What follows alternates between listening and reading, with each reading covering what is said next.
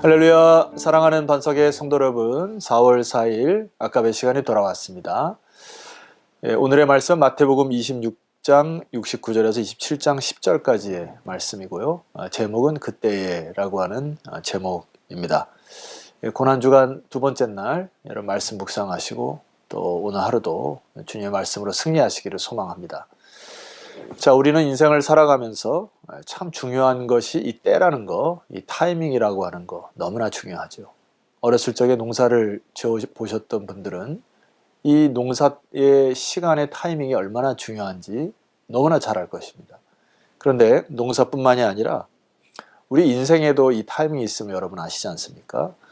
어렸을 때는 뭘 해야 되고, 내가 젊었을 때는 뭘 해야 되고, 그리고 중년이 되었을 때, 혹은 노년이 되었을 때 그 때를 알면서 적절히 반응하면서 살아간다고 하는 것이 우리 인생에서는 참으로 중요한 것이라 생각합니다.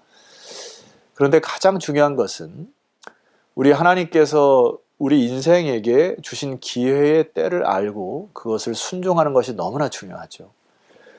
성령의 기름 부으심을 통하여 우리를 때로는 업그레이드 시킬 때가 있어요.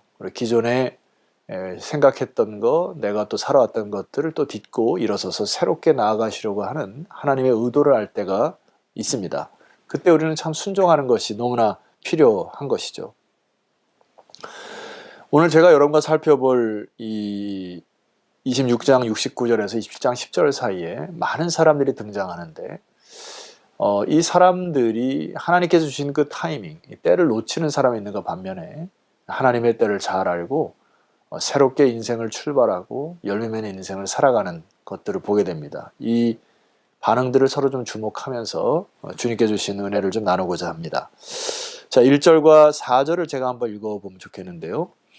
새벽에 모든 대제사장과 백성의 장로들이 예수를 죽이려고 의논하고 27장 2절 결박하여 끌고 가서 총독 빌라도에게 넘겨주니라. 3절입니다. 그때에 예수를 판 유다가 그의 정죄됨을 보고 스스로 뉘우쳐 그 은 30을 대제사장들과 장로들에게 도로 갖다 주며 이르되 4절 내가 무죄한 피를 팔고 죄를 범하였도다 하니 그들이 이르되 그것이 우리에게 무슨 상관이냐 네가 당하라 하거늘. 여러분, 그 유다가 지금 이 상황 속에서 주목할 단어는 스스로 뉘우쳐라고 하는 단어입니다. 여러분, 이 의미가 무엇이었을까? 좀 깊이 좀 고민을 해봐야 될 텐데, 먼저는 유다에게는 돌이킬 수 있었던 기회가 온 것은 확신합니다. 그리고 이 고민은 양심이 찔렸던지 예수의 말씀이 생각났든지 여러 가지 루트가 있었겠지만은 이게 스스로 뉘우치고 나서 그냥 그것으로 끝나버린 것이 너무나 안타까운 것이죠.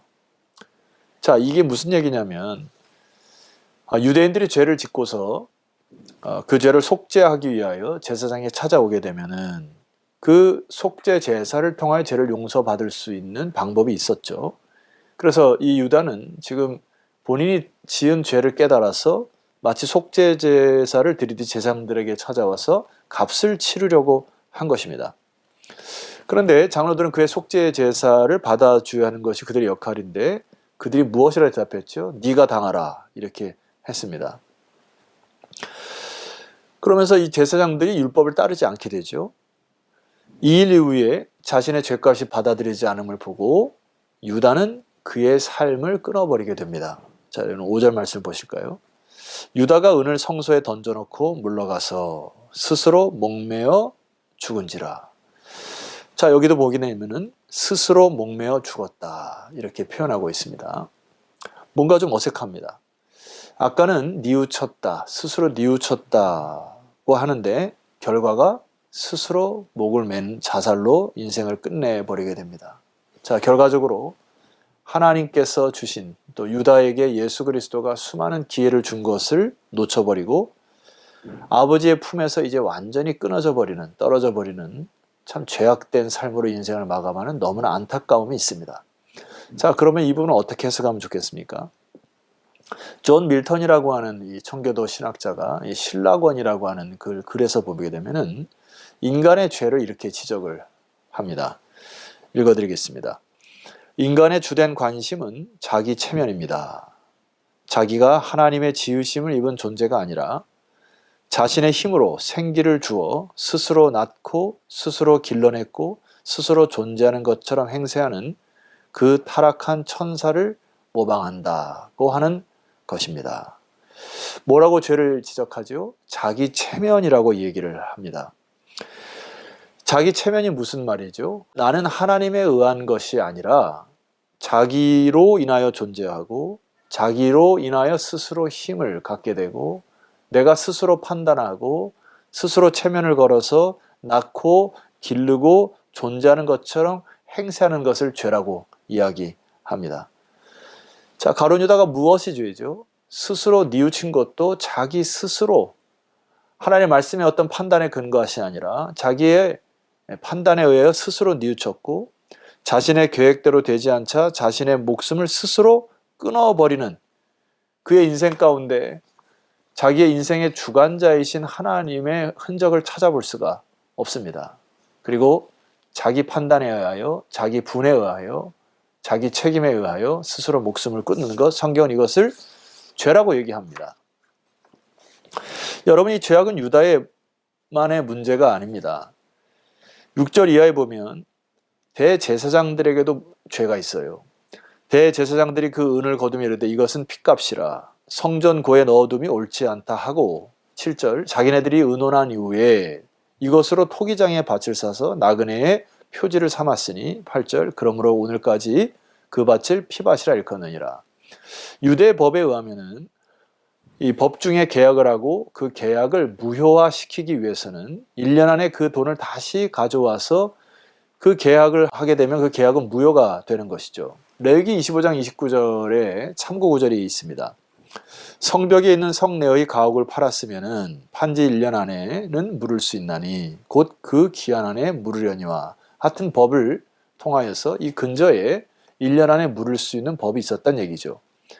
그런데 이 법을 악용하여서 1년 동안 자리를 피해 있거나 혹은 사정이 있어서 타국에 돌아오지 못할 경우에 타국에서 보국으로 돌아오지 못해서 그 계약의 기간 동안에 약정을 물을 수 없을 동안에는 계약 당사자가 성전의 금고에 가져다가 그 값에 대한 것을 저장을 하고 나중에 그 당사자가 올 경우에 성소의 제사장의 증언을 토대로 그 돈을 돌려주면은 계약을 무효화시킬 수 있었던 것이죠.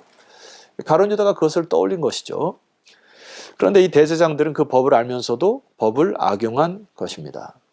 가룟 유다가 낸 은 30을 핏값이라고 꼬리표를 붙이고 그들의 완전 범죄를 위하여 성전에 둠이 옳지 않다 결정을 내린 것입니다.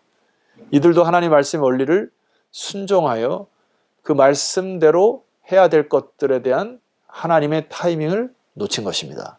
그리고 그 율법을 자의적으로 해석하여 스스로 죄악으로 치닫는 이 대제사장들의 군상들을 보게 됩니다.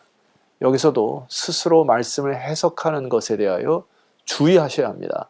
내 방식과 내 계획대로 또 내 마음의 뜻대로 해석하는 것은 사사로이 성경을 푸는 것은 옳지가 않습니다.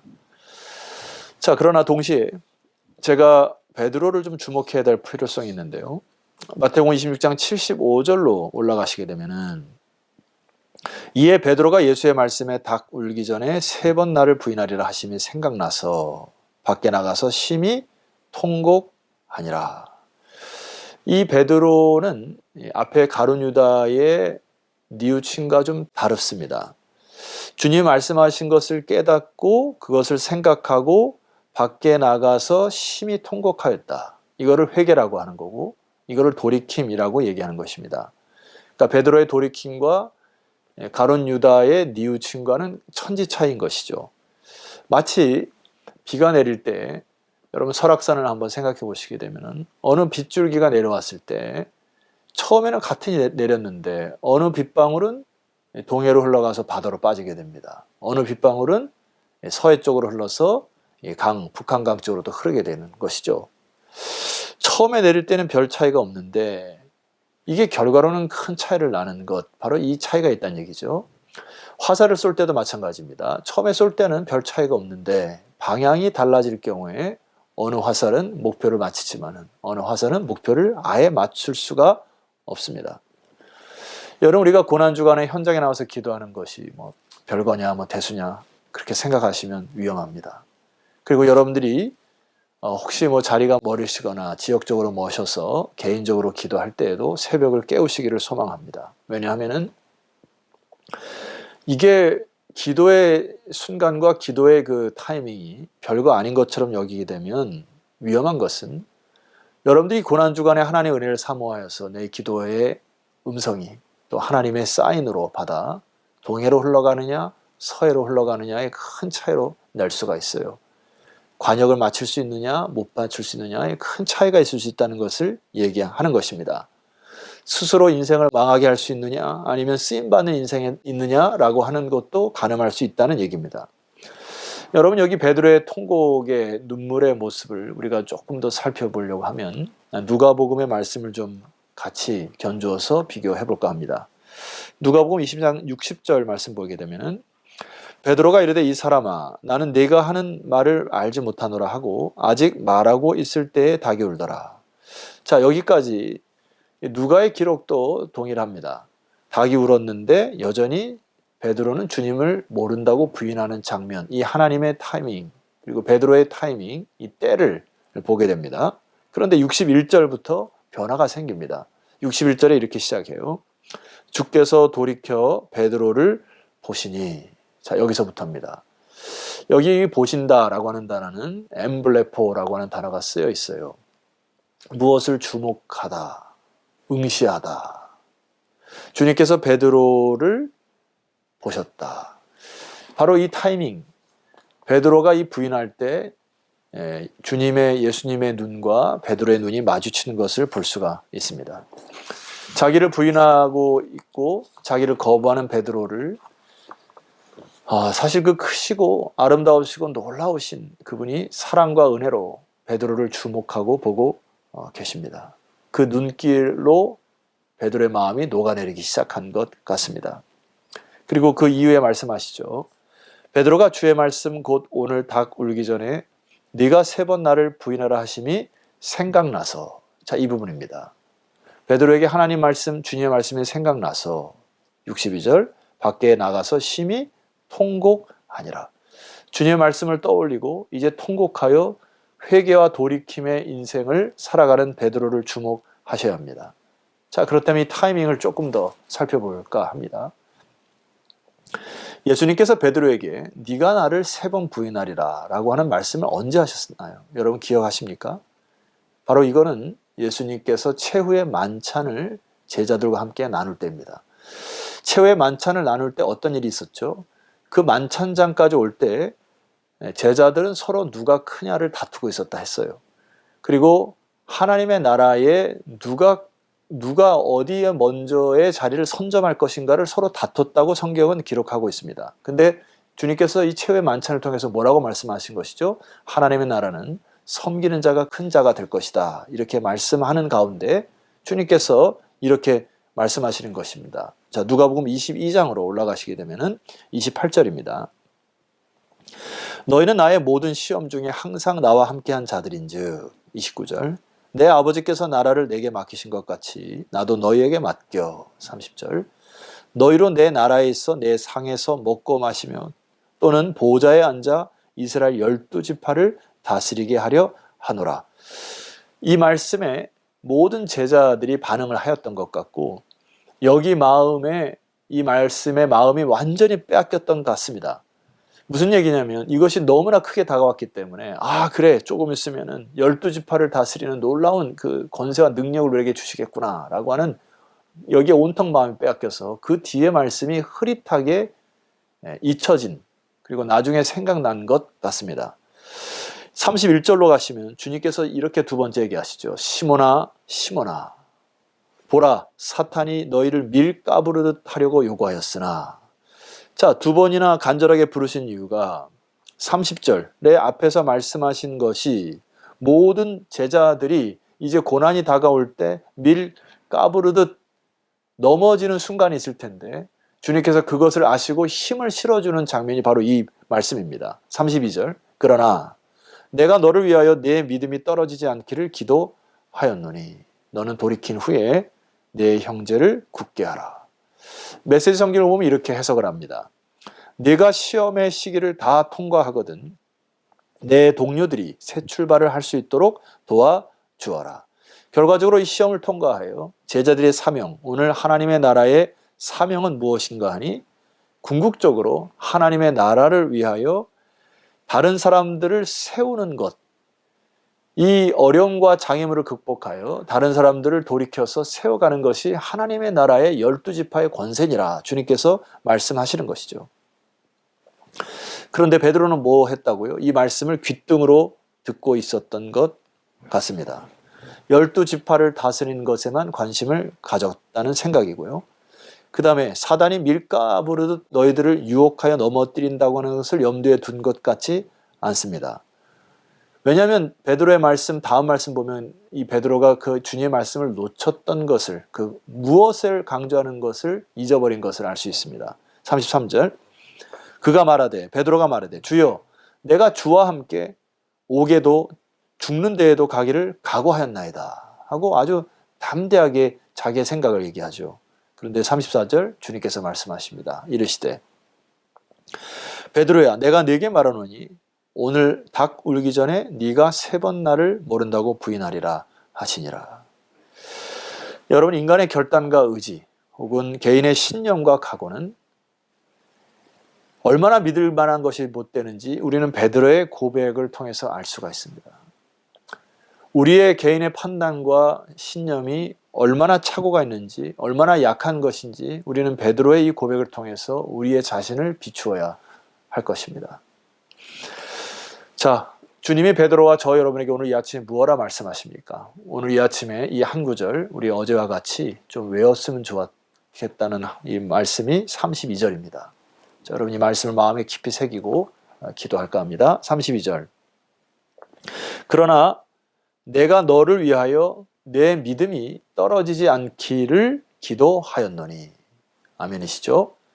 어제 말씀 묵상하신 대로 오늘 우리를 향하신 예수 그리스도의 사역은 하나님 보좌 우편에 앉아 계셔서 대언자 혹은 중보자가 되셔서 여러분을 위하여 기도하심을 믿으시기를 소망합니다. 그리고 두 번째, 너를 돌이킨 후에. 자, 여기 이 부분입니다.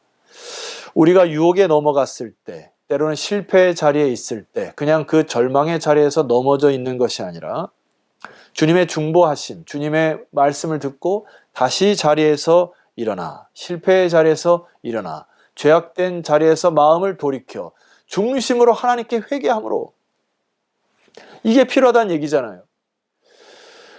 우리가 실패할 수 있고 너무나 많은 볼에 넘어질 수 있지만 그 상태로 그냥 살아가는 것은 사탄이 가장 기뻐하는 것이지 않습니까? 여러분 돌이키시기를 주의 이름으로 축원합니다. 그리고 이기적으로 돌이켜서 내 마음의 평안만을 회복하는 것 어울리지가 않다고 주님께서 얘기하시잖아요. 마지막의 말씀이 무슨 말씀입니까? 내 형제를 굳게 하라.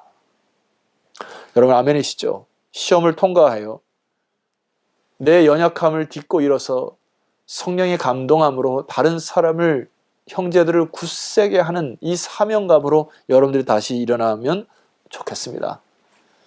궁극적으로 우리가 공부를 하는 이유도 바로 여기 있다고 생각해요. 지식을 쌓는 것도, 돈을 버는 것도, 내가 탤런트를 통해서 뭔가를 익숙하게 잘하는 것도 결과적으로 한 영혼 한 영혼을 하나님 품에 돌리는데 이 일에 사용되어진다고 봅니다. 여러분, 오늘날 많은 그 교회 현장들이 혹은 또 주일학교에 우리 아이들이 교회를 떠나는 이유가 뭘까요? 많은 사람들이 유다와 같이 답습합니다.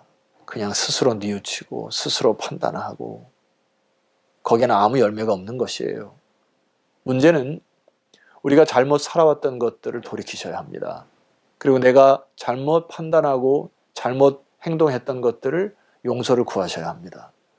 돌이키시라는 말이에요. 그리고 나서 이제 무너져가는 곳에 여러분들이 다시 가서 수축하는 일들이 회복되었으면 좋겠습니다. 결과적으로 믿음의 선진들이 잘못 살아온 결과들이 주일학교가 무너진 것이라 저는 확신합니다. 여러분들 돌이키십시오. 그리고 내 형제를 굳건하게, 다른 영혼들을 한 영혼 한 영혼을 세워갈 때 아름다운 주의 나라를, 부흥의 나라를 우리 시대에 맛보기를 소망합니다.